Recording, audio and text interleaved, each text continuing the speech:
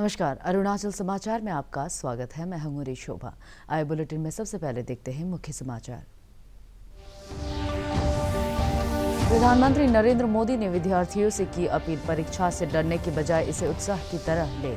उन्होंने अभिभावकों को बच्चों पर दबाव नहीं डालने का दिया सुझाव। अरुणाचल प्रदेश के विवेकानंद केंद्र विद्यालय निर्जुली की छात्रा पुण्यो सुनिया ने भी पीएम से पूछे परीक्षा संबंधी सवाल।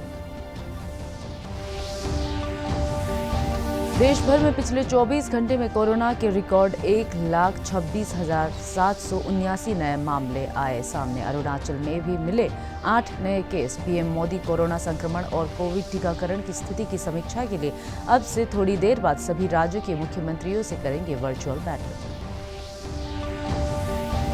मुख्यमंत्री पेमा खांडू ने राजभवन में राज्यपाल डॉक्टर बी.डी. मिश्रा से मिलकर राज्य के विकास, कोविड संक्रमण को फैलने से रोकने और रणनीतिक नजरिए से महत्वपूर्ण विषयों पर की चर्चा।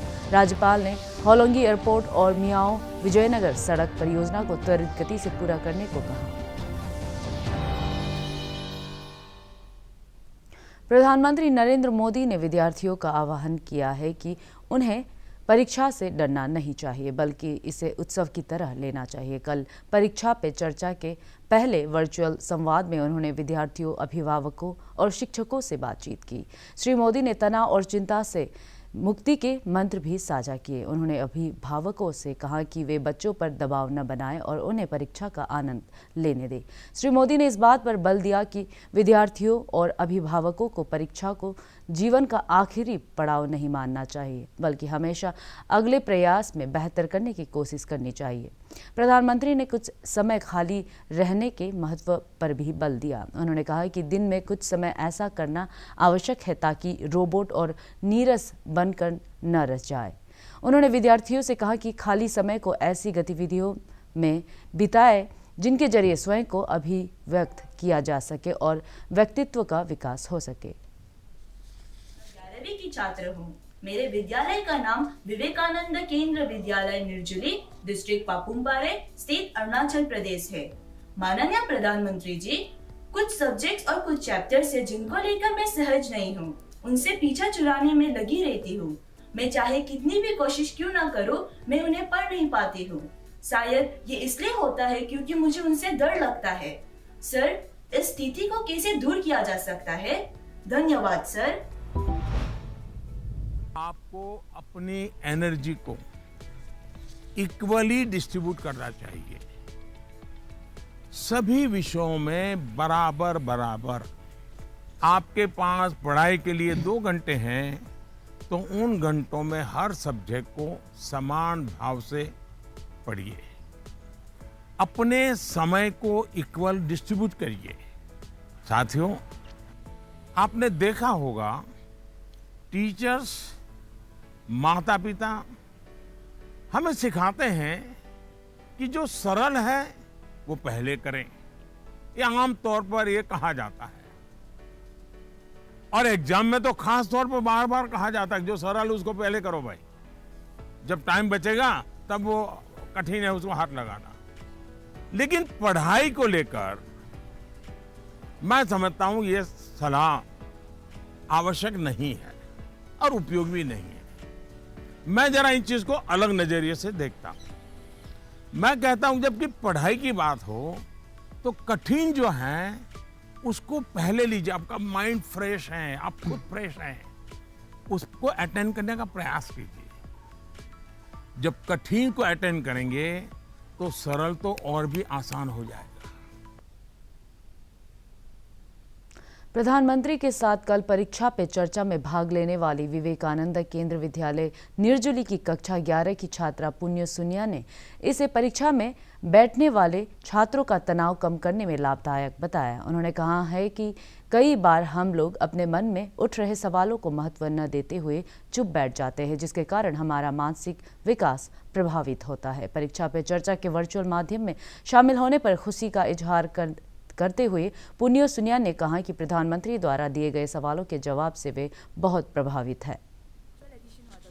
इस बार 2021 को ये प्रोग्राम 2018 को स्टार्ट हुआ था मतलब जो फर्स्ट जो इनिशिएटिव जो लिया था इसको 2018 में लिया था, जिसमें हमारा जो प्राइम मिनिस्टर है वो प्राइम मिनिस्टर मोदी जी जो स्टूडेंट लोगों का जो क्वेरीज रहते हैं ना, लाइक हम लोग एग्जाम्स होने से पहले हम लोग बहुत डर जाते हैं, तो उसको आंसर करने के लिए जो उसका फियर होता है उसको मीन्स रिड्यूस करने के लिए, जो स्ट्रेस बढ़ता है उसको रिड्यूस करने के लिए हम लोग ये प्रोग्राम ऑर्गेनाइज करते हैं। तो उसका मोदी जी का जब प्रोग्राम लाइव हुआ तो मतलब ये बहुत एक मन से बहुत बढ़िया लगा था, लाइक एक्सपीरियंस जो मतलब खुद का चेहरा टीवी में देखने के लिए, और सभी लोग अप्रिशिएट कर रहा था। और फिर मीन्स ये मेरा सजेशन है कि मतलब अगर आप सभी को भी कुछ क्वेश्चंस होगा और आप ऐसे भी मीन्स हम लोग यूजुअली ये करते हैं कि जब भी हम लोगों के पास कुछ क्वेश्चंस रहते हैं हम लोग उसको दबा देते हैं कि हम लोग ये सोचते कि नहीं हो जाएगा, मेरा क्वेश्चन का कुछ वैल्यू ही नहीं है ना, हम लोग क्यों पूछेगा, हम मेरे ऊपर सब लोग हंसेगा ना, ऐसा मत करो। और आप सभी से मीन्स यही विनती है कि हमेशा लाइफ में स्ट्रांग रहो और फिर क्वेश्चंस करो, क्योंकि questions can be simple, answers can be simple. Thank you. देश भर में पिछले 24 घंटे में कोरोना के 1,26,779 नए मामले दर्ज किए गए हैं और 59,000 से अधिक मरीज स्वस्थ हुए, जबकि इस दौरान 685 लोगों की इस महामारी से मौत हुई। देश भर में अब तक 9 करोड़ से अधिक कोविड के टीके लगाए जा चुके हैं। प्रधानमंत्री नरेंद्र मोदी ने आज नई दिल्ली के एम्स में कोविड का दूसरा टीका लगवाया। यह टीका उन्हें पंजाब के संगरूर की सुश्री निशा शर्मा ने लगाया। प्रधानमंत्री ने आज ट्विटर पर जानकारी दी कि उन्होंने एम्स में कोविड का दूसरा टीका लगवाया। उन्होंने कहा कि कोरोना वायरस को पराजित करने के कुछ तरीकों में से एक टीकाकरण भी है। प्रधानमंत्री ने कहा कि यदि कोई टीका लगवाने का पात्र है तो उसे जल्द से जल्द टीका लगवाना चाहिए। प्रधानमंत्री देश में कोविड संक्रमण की स्थिति पर चर्चा के लिए आज सभी राज्यों के मुख्यमंत्रियों के साथ बैठक करेंगे। इधर अरुणाचल प्रदेश में पिछले 24 घंटे में कोविड संक्रमण के 8 नए मामले सामने आए और 2 रोगी स्वस्थ हुए हैं। राज्य में कोविड के सक्रिय मामलों की संख्या बढ़कर 17 हो गई है और कल कोविड जांच के लिए 330 सैंपल एकत्र किए गए। पापुम-पारे जिले के हेल्थ एंड वेलनेस सेंटर, कोकीला और ईटानगर के Ita Fort urban primary health centre में कोविड का टीका लगवाने के लिए लोगों में उत्साह देखा गया।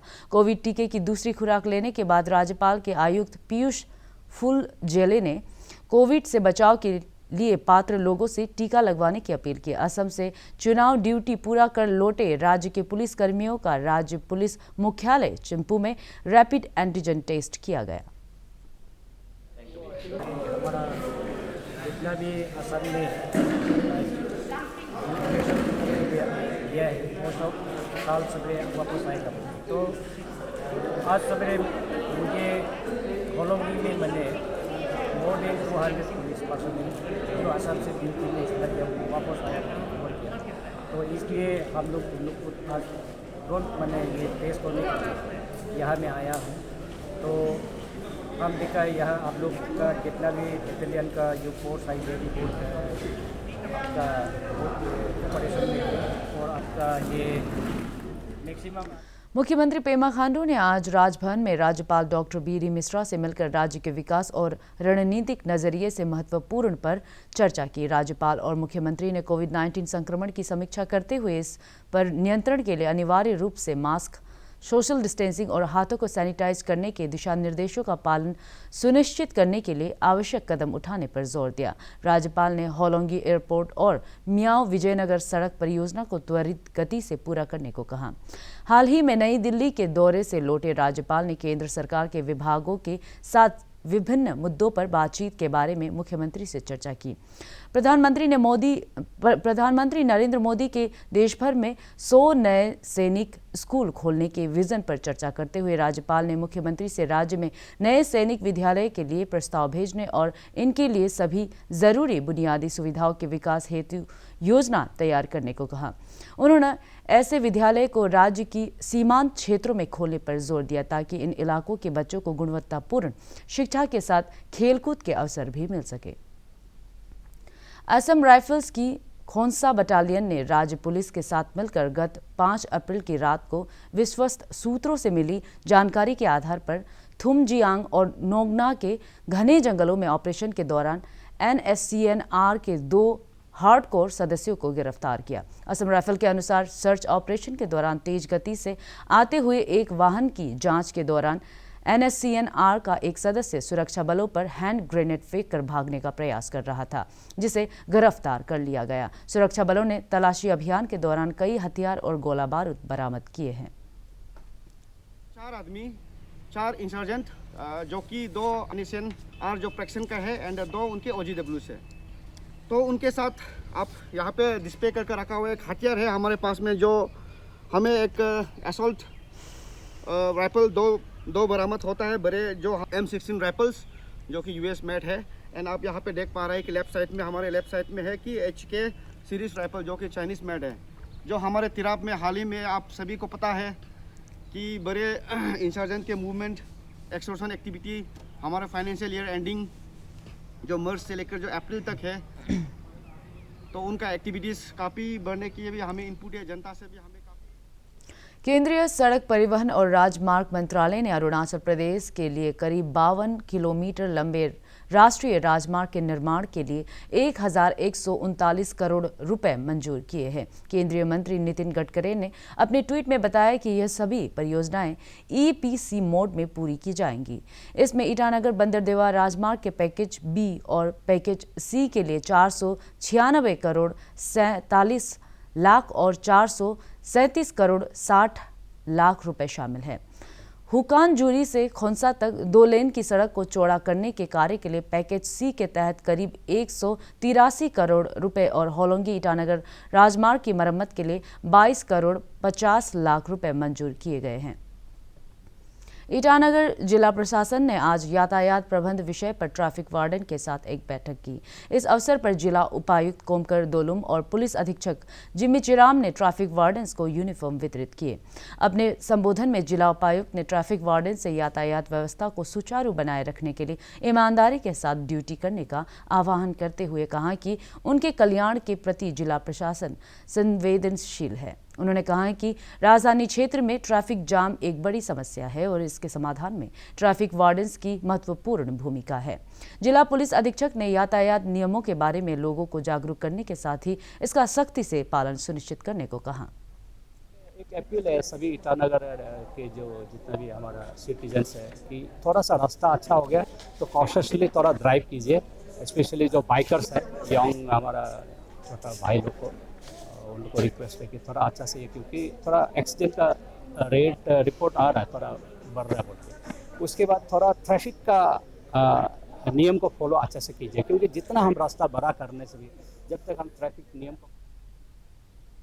मणिपुर के मुख्यमंत्री एन बीरेन सिंह ने राज्य में पर्यावरण के अनुकूल मोबिलिटी को बढ़ावा देने के लिए कल इम्फाल में 9 महिलाओं सहित 65 महिला लाभार्थियों को ऑटो वितरित किए।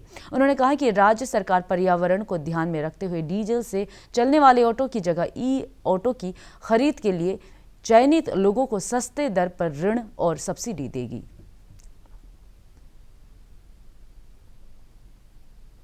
ईटानगर राजधानी क्षेत्र के मारिक अकादमी चिंपू में आज से राज्य स्तरीय हॉर्नबिल कबड्डी प्रतियोगिता शुरू हुई। अरुणाचल कबड्डी एसोसिएशन द्वारा जूनियर खिलाड़ियों के लिए आयोजित इस प्रतियोगिता का उद्घाटन राज्य के खेल मंत्री मामा नातुंग ने किया। अपने संबोधन में उन्होंने कहा कि राज्य सरकार सभी खेलों के विकास पर ध्यान दे रही है और इसके लिए खेल क्षेत्र में बुनियादी सुविधाओं के विकास के अलावा खिलाड़ियों को प्रोत्साहन दिया जा रहा है। उन्होंने युवाओं से शिक्षा के साथ खेल गतिविधियों में हिस्सा लेने की अपील की।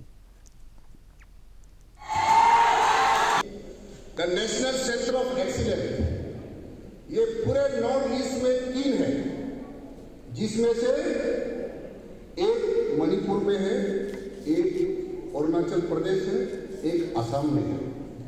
अपना अरुणाचल प्रदेश को लास्ट ईयर में यहाँ नेशनल सेंटर ऑफ एक्सीलेंस यहाँ में डायरेक्ट भारत सरकार से इसका फंडिंग सब चीज गवर्नमेंट ऑफ इंडिया से।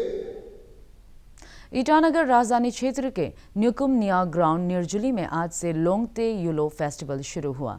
8 दिनों तक चलने वाले निशी जनजाति के इस त्योहार की खास बात यह है कि इसमें किसी भी तरह की पशु की बलि नहीं दी जाती और इसमें ज्यादा जोर जनजाति की सांस्कृतिक विरासत के संरक्षण के लिए पारंपरिक परिधानों के साथ लोकगीत और लोक नृत्य के प्रदर्शन पर होता है। सेंट्रल लोंगते उत्सव समिति के महासचिव लोकम मांखा ने बताया कि इस त्योहार में राजधानी क्षेत्र के अलावा विभिन्न जिलों की सांस्कृतिक टोलियां हिस्सा ले रही है। अरुणाचल समाचार के आज के अंक में इतना ही। जाने से पहले आप सभी से अनुरोध है कि कोविड-19 के दिशा निर्देशों का पालन करें, हमेशा मास्क लगाएं, बार बार हाथ धोएं और सोशल डिस्टेंसिंग के नियमों को मानें। कोरोना महामारी से बचाव के लिए आपका वैक्सीन लगवाना भी ज़रूरी है। अगर आप वैक्सीन लगवाने के पात्र हैं तो ज़रूर लगवाएं। हम कल फिर हाजिर होंगे अरुणाचल और देश दुनिया की खबरों के साथ। चलते चलते आपको बताते, आप अरुणाचल समाचार हमारे DD न्यूज़ अरुणाचल पर भी देख सकते हैं। देखते रहिए अरुण प्रभा। नमस्कार।